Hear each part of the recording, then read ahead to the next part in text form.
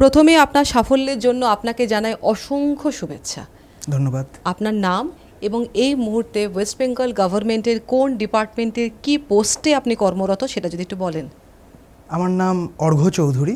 আমি এই মুহূর্তে পশ্চিমবঙ্গ সরকারের উপভোক্তা বিষয়ক দপ্তরে উপভোক্তা কল্যাণ আধিকারিক হিসেবে নিযুক্ত রয়েছি।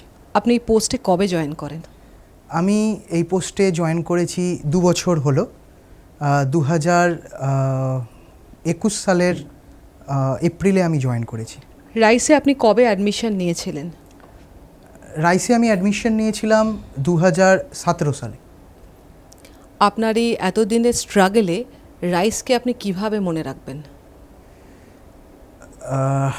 রাইস আমার মনে হয় প্রতিটি অ্যাসপিরেন্টের কাছে একটা guide, mentor as well as friend.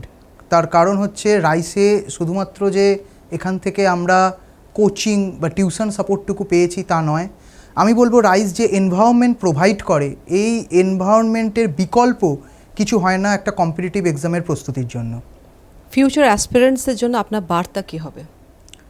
আমার এটাই বার্তা হবে ফিউচার অ্যাসপিরেন্টদের জন্য যে প্রস্তুতির মধ্যে জীবনে জার্নিতে যা খুশি হয়ে যাক, যত বাধাই আসুক, যত স্ট্রাগল আসুক, যদি সব কিছু মানে দিয়ে নিজের সবটুকু দিয়ে লক্ষ্যে অবিচল থাকা যায়, নিজের সমস্ত ডেডিকেশন, সমস্ত এফোর্টটুকু দিয়ে, তাহলে নিশ্চয়ই একদিন সফল হওয়া যাবে, লক্ষ্যে পৌঁছানো যাবে। তার কারণ প্রত্যেকের জীবনেই প্রচুর অসুবিধে থাকে, বাধা বিপত্তি আসে, কিন্তু তা সত্ত্বেও যদি নিজের লক্ষ্যে স্থির থাকা যায় তাহলে নিশ্চয়ই একদিন সাফল্য আসবে। আপনার এই মূল্যবান অভিজ্ঞতাগুলো আমাদের সঙ্গে শেয়ার করার জন্য অসংখ্য ধন্যবাদ। ধন্যবাদ রাইসকে।